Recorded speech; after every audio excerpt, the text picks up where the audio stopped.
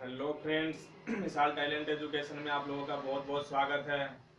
मैं अमरजीत कुमार आज आप लोग के सामने भाग 3 इकोनॉमिक्स का चैप्टर लेके आया हूँ, जो कि मैंने इसके पहले भाग 1 भाग 2 पढ़ा चुका हूँ। तो आज हम देखेंगे आर्थिक विकास दर के बारे में पढ़ेंगे कि जो आर्थिक विकास के दर में मैंने जो आपको भाग 1 भाग 2 में पढ़ाया था, जो कि 2-3 पॉइंट मैंने कवर करवाया था, बचत और निवेश और निर्यात और विदेशी निवेश। तो मैंने इन तीनों पॉइंट में मैंने आपको बताया था कि बचत किस तरीके से होता है, निवेश क्यों करना चाहिए, बचत करना क्यों जरूरी है, ये बचत होता है क्या है, निवेश क्या होता है, ये मैंने आपको बताया था भाग 1 में। और भाग 2 में मैंने आपको निर्यात के बारे में बताया था कि हमारा देश निर्यात जो कर रहा है वो कितना परसेंट धीरे धीरे कमता जा रहा है। उसके बाद मैंने आपको बताया था विदेशी निवेश, जो हमारा एफडीआई था, जो कि विदेशी निवेश है, जो कि बाहर देश से हमारे देश में कितना कम धीरे धीरे इन्वेस्टमेंट होता जा रहा है कि, और उसके आंकड़े धीरे धीरे मैंने आपको सारा कवर करवाया था। तो आज मैं आपको 3 पॉइंट और कवर करवाऊंगा, जो कि इस चैप्टर को फिर फाइनल कर देगा कंप्लीट। तो पहला वो क्या है, सरकार की समस्या, दूसरा जिम्मेदार इसका कौन है, समस्या का समाधान क्या है। तो इनमें ये देखेंगे कि जो आर्थिक व्यवस्था है हमारा, उस पर सरकार की समस्या क्या है, क्या समस्या है इनका, कैसे बढ़ रहा है, इसका जिम्मेदार कौन है और इसका क्या समाधान हो सकता है। तो इसके बारे में आज हम बात करेंगे। तो हम सबसे पहले देखते हैं कि आर्थिक जो विकास है वो आज के दौर में सरकार की समस्या के ऊपर हम बात करते हैं कि आज के दौर में क्या है, बहुत संकट से ये इसकी आर्थिक सुधार जो है, आर्थिक व्यवस्था आर्थिक संकट में आ चुका है और संकट के दौर से गुजर रहा है। किसके दौर से, आर्थिक जो है हमारा विकास वो संकट के दौर से गुजर रहा है। हम ये देखते हैं कि जहां नरेंद्र मोदी जी ने 2024-25 के आंकड़े लेके चले थे, उन्होंने 2024-25 के आंकड़े लेके चले थे कि हमें 5 खरब डॉलर कर देना है, 5 खरब डॉलर कर देना, जो कि प्रति उसके आय से देखा जाए तो 8%, प्रत्येक उससे देखा जाए तो 8% के दर से जीडीपी होना चाहिए था, जो कि जीडीपी धीरे धीरे घटता जा रहा है। क्या हो रहा है, धीरे धीरे वो घटता जा रहा है। इसके साथ साथ हम ये देखते हैं कि जो कि मेन फैक्ट्स है, जैसे कि हमारा जो उद्योग था, कृषि था, वो किस तरीके से, जो सेवा था वो डाउन होता जा रहा है। कृषि, उद्योग, सेवा, ये क्या होता जा रहा है, धीरे धीरे डाउन होता जा रहा है, धीरे धीरे डाउन होता जा रहा है। क्या हो रहा है, जो आर्थिक और कृषि था वो क्या था, धीरे धीरे डाउन होता जा रहा है। कि किस तरह से, मतलब जो कृषि का उपजाऊ होना चाहिए था उस ढंग से कृषि का उपजाऊ नहीं हो रहा है। इसके साथ साथ हम ये देखते हैं कि जैसे मान लिया जाए, मैं आपको बताता हूं कि इनके सरकार की जो हमारे देश के प्रधानमंत्री श्री नरेंद्र मोदी जी हैं, वो किस तरीके से मतलब कृषि को कम कर रहे हैं। कि देखते हैं कि जैसे हम ये बात जो नरेंद्र मोदी के ऊपर टॉपिक बात आती है, तो हम ये आप लोग से कहना चाहते हैं कि हम किसी नेता या किसी चीज का हम पक्ष नहीं ले रहे हैं, ये हम नहीं बोल रहे हैं, ये इकोनॉमिक्स बोल रही है, अर्थशास्त्र बोल रही है। क्योंकि अर्थशास्त्र में हमें बजट निकालना होता है, हमें ये देखना होता है कि हमारा इकोनॉमिक्स कह क्या रहा है। क्योंकि हम देश से प्यार करते हैं, नरेंद्र मोदी से थोड़ी ना प्यार कर रहे हैं कि हमारा भारत की स्थिति क्या है, जीडीपी डाउन हो रही है। क्योंकि भारत की जीडीपी डाउन हो जाएगा उसमें तो हम भी शामिल हो जाते हैं। तो हम देखते हैं कि जो कृषि और उद्योग का सेवा था, मैं आपको एग्जांपल देता हूं, जैसे मान लिया जाए वित्त मंत्रालय में 5 लोगों बैठे थे और उन्होंने, जो मंत्री थे, उन्होंने बोला सरकार से कि नरेंद्र मोदी से कि जो हमारा देश की जो आय कृषि है उसकी आय जो है वो कम होता जा रहा है, देश की आय कम होता जा रहा है, जो कृषि को बढ़ावा देना चाहिए, उसकी आय को बढ़ाना चाहिए। तो नरेंद्र मोदी जी बोलते हैं कि जब आय बढ़ाना चाहिए तो उनको पैसे दे दो, तब उनकी आय क्या होगा, बढ़ जाएगा। तो बंदे बोलते हैं, जो बैठे हुए होते हैं मंत्री बोलते हैं कि आय तो बढ़ जाएगा, हम पैसे लाएंगे कहाँ से। तो नरेंद्र मोदी जी कहते हैं कि हमारे रिजर्व बैंक में है नहीं पैसा, जो 18 से 19 लाख करोड़ रुपए उसमें रखे हो, उसी को बांट दो। तो इससे क्या होगा कि जो देश की आर्थिक व्यवस्था है, उससे आर्थिक व्यवस्था कृषि नहीं सुधरेगा। क्या होगा, जो रुपये बांटने से आर्थिक सुधार नहीं हो सकता। आर्थिक सुधार होता हो कैसे सकता है कि जैसे मान लिया जो कृषि की उत्पादन है, कहने का मतलब क्या, आप एक बात बताइए कि यदि जो पैसे दे दिया जाए किसानों को, तो क्या उससे आर्थिक सुधार हो जाएगा, उत्पादन में वृद्धि होगी? बिल्कुल भी नहीं होगी। क्योंकि उत्पादन में वृद्धि जब होगी जब उसको सही ढंग से पानी मिलेगा, अनाज सिंचाई मिलेगा, खेतों की जुताई होगा, तो खुद खेतों की जुताई उताई के लिए नरेंद्र मोदी ये कर दे कि हाँ हर जिला में 5-5, 10-10 ट्रैक्टर दे दे, हर गांव में एक ट्रैक्टर दे दे, ताकि खेत की जुताई हो जाए, मुफ्त में हो सके। उससे क्या होगा, किसानों को लाभ मिलेगा। अलग अलग जिला स्तरों में खादों का भंडार खोल दिया जाए, बीजों का भंडार खोल दिया जाए, जो कि कम दामों में उसे दे दिया जाए। जहां तक की बात, मैं आपको एक चीज और बताता हूं कि किसानों को हेल्प करने के लिए उनको क्या करना चाहिए, लोन प्रोवाइड करना चाहिए, लोन प्रोवाइड करना चाहिए, जिससे कि किसानों को कम परसेंटों में आसानी तरीकों से लोन मिल सके। लोन उससे क्या होगा, मिल सके, इससे क्या होगा, उसकी आय बढ़ेगी। अब हम ये देखते हैं कि धीरे धीरे क्या हुआ, हमारे देश की जो आर्थिक व्यवस्था है वो कम होता जा रहा है, आय की कमी होती जा रही है, आय की कमी होती जा रही है, बेरोजगारी बढ़ रही है, आय की कमी होती जा रही है, बेरोजगारी बढ़ रही है। तो इससे क्या हो रहा है कि देश की जो आर्थिक विकास दर है वो क्या होता जा रहा है, धीरे धीरे कम होता जा रहा है। क्या होता जा रहा है, कम होता जा रहा है। तो अब हम ये देखते हैं कि जो ये आर्थिक विकास है वो धीरे धीरे क्या होता जा रहा है, कम होता जा रहा है। तो इसका जिम्मेदार कौन है, इसका जिम्मेदार कौन है?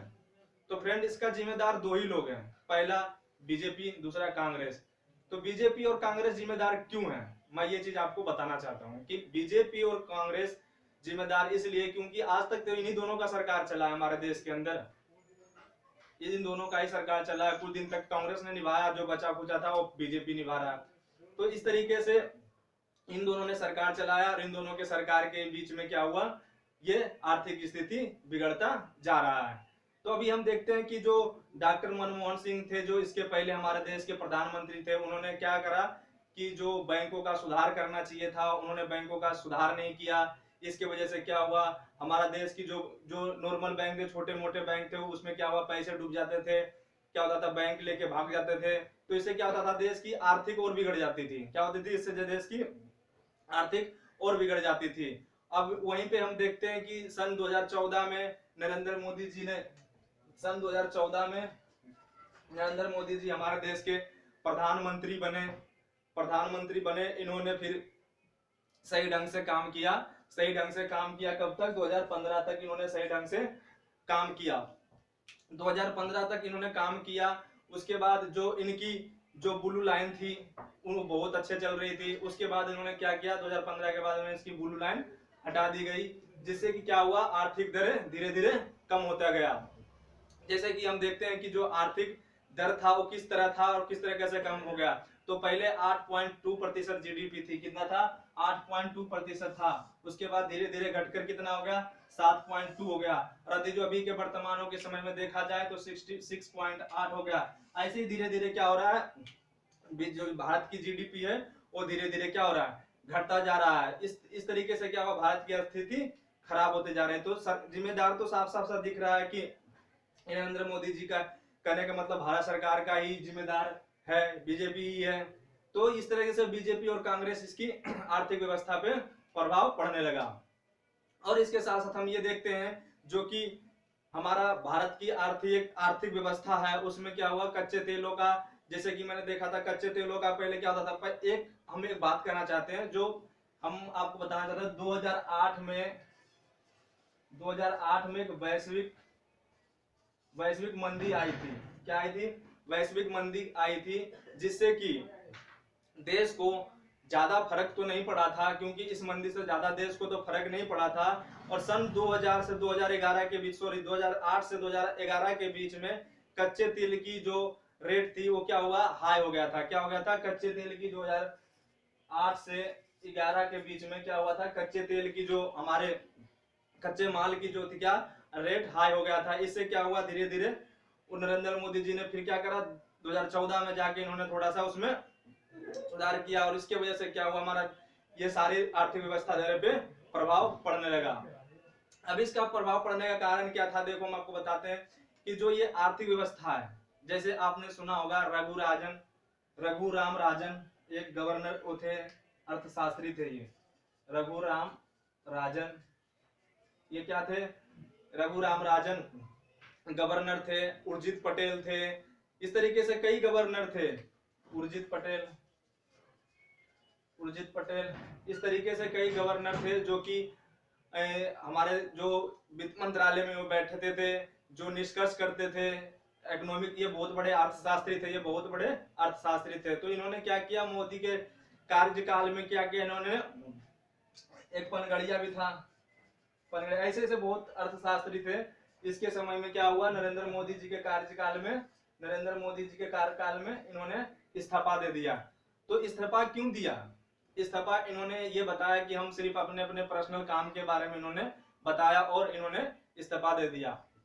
तो सबसे बड़ी बात आती है कि इस्तीफा देने का कारण था, इन्होंने ये बोला था कि यदि जो हमारा देश की आर्थिक व्यवस्था यदि ऐसे काम किया जाए कि लोगों को पैसे बांटा जाएगा और ये होना डायरेक्ट किसानों को दे दिया जाए, इससे क्या होगा, हमारा कृषि, हमारा देश आगे नहीं बढ़ेगा, क्या होगा, उनकी आर्थिक सुधार नहीं होगा।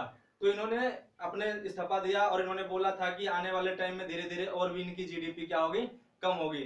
तो इसको सुधार करने के लिए नरेंद्र मोदी जी को, हमारे भारत सरकार जी को क्या करना चाहिए, उन्हें इकोनॉमिक्स अर्थशास्त्रियों को लाना चाहिए जो कि अच्छे निष्कर्ष निकाल सके। तो इसलिए धीरे धीरे क्या हुआ, हमारा देश की आर्थिक बढ़ेगा। फिर क्या होगा, जब सही ढंग से वो आएंगे वहां पर अर्थशास्त्री, उससे क्या होगा कि आर्थिक शास्त्र बढ़ेगा। सबसे बड़ी बात करते हैं कि जो हमारे आर्थिक की जो व्यवस्था गिरी है उसका सबसे क्या इम्फेक्ट पड़ा है, कि सबसे पहले हम देखते हैं कि नोटबंदी, दूसरा नोटबंदी और पहला नोटबंदी और दूसरा जीएसटी।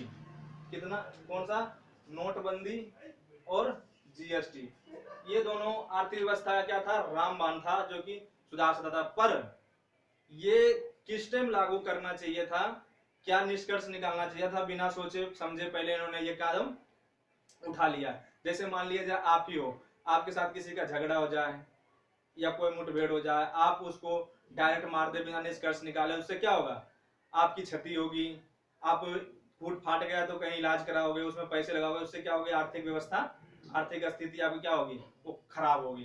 तो इस तरीके से इन्होंने, सरकार ने ये गलत काम किया था, इनको पहले ही निष्कर्ष निकाल लेना चाहिए, सोच लेना चाहिए था, उसके बाद ये काम करना चाहिए था, जब आर्थिक व्यवस्था में सुधार आ सकता था। तो फ्रेंड अब एक बात और करते हैं आप लोगों को, एक भारत को पहले क्या कहा जाता था, सोने की चिड़िया कहा जाता था। भारत को क्या कहा जाता था, भारत को सोने की चिड़िया कहा जाता था, भारत को सोने की चिड़िया कहा जाता था, क्यों, जिस तरह से मैंने बताया आपको कि भारत को कृषि प्रधान देश कहा जाता है, उसी तरीके से भारत पहले क्या बोलता था, सोने की चिड़िया भी बोला जाता था। क्यों, तो मैं इससे बात करने से पहले मैं एक चीज और देखना चाहता हूं। तो फ्रेंड्स, भारत को सोने की चिड़िया कहा जाता था, तो उससे पहले हम बात करते हैं कि जो नकदी फसल होती थी हमारे देश की, नकदी फसल क्या था, हमारे देश की नकदी फसल क्या था, अफीम, चाय, कॉफी, नील की खेती, क्या क्या था,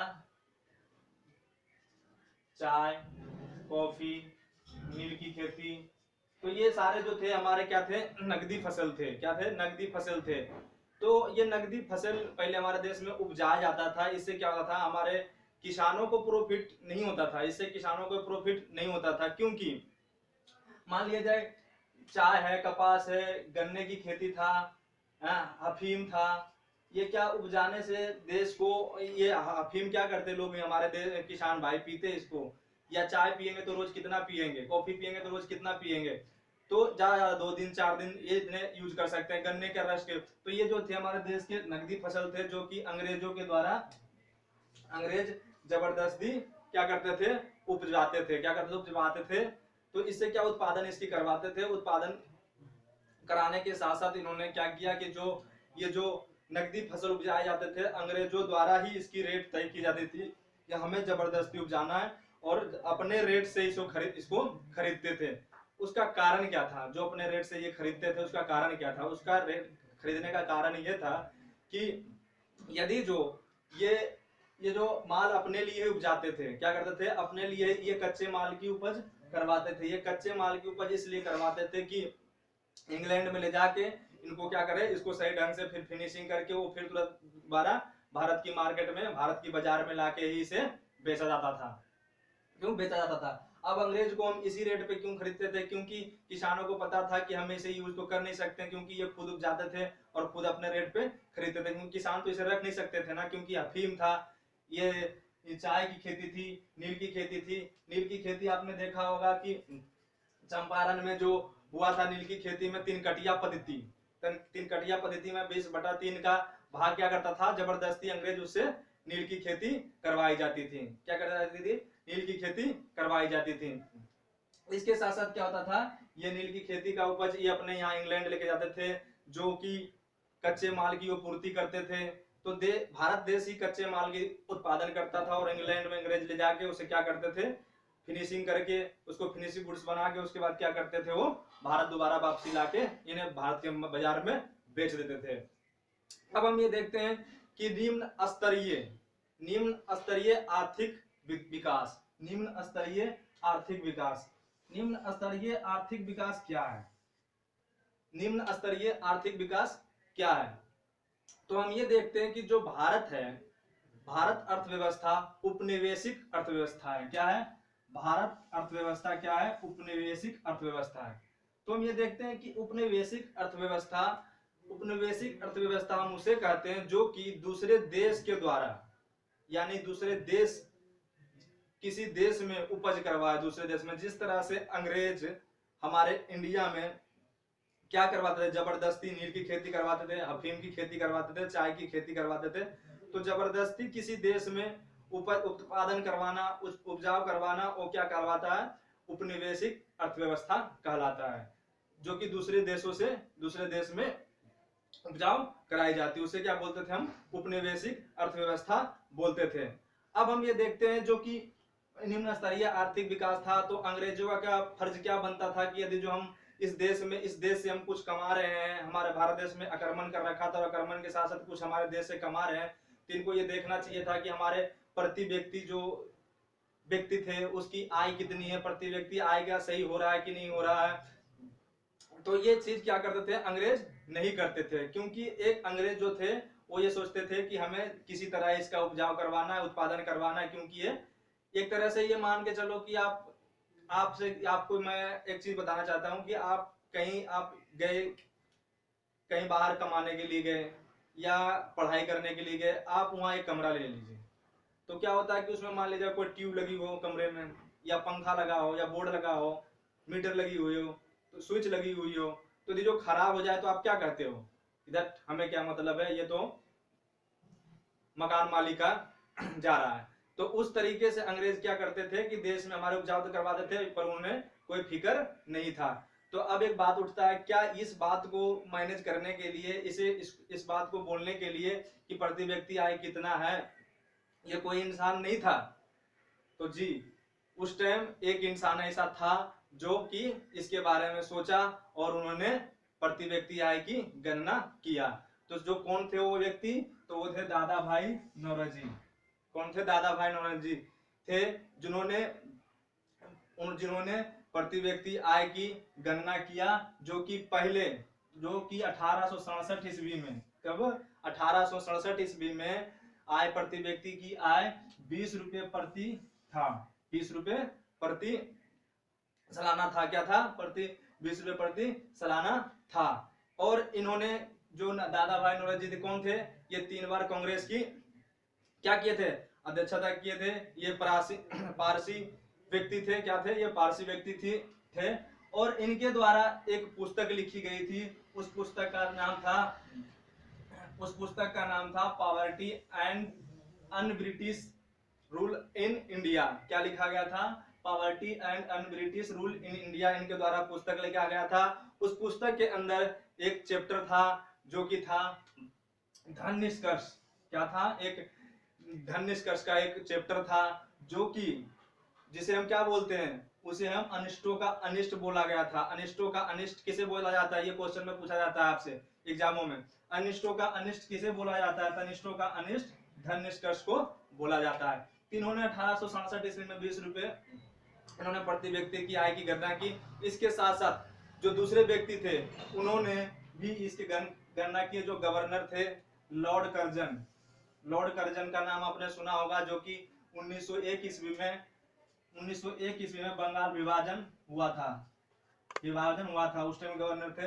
तो लॉर्ड कर्जन ने प्रति व्यक्ति आय जब गणना किया तो 30 रुपए प्रति व्यक्ति आय आ गया था। अब उसके बाद एक व्यक्ति इन्होंने और भी इनकी गणना किया था, उनका नाम था BKRV राव।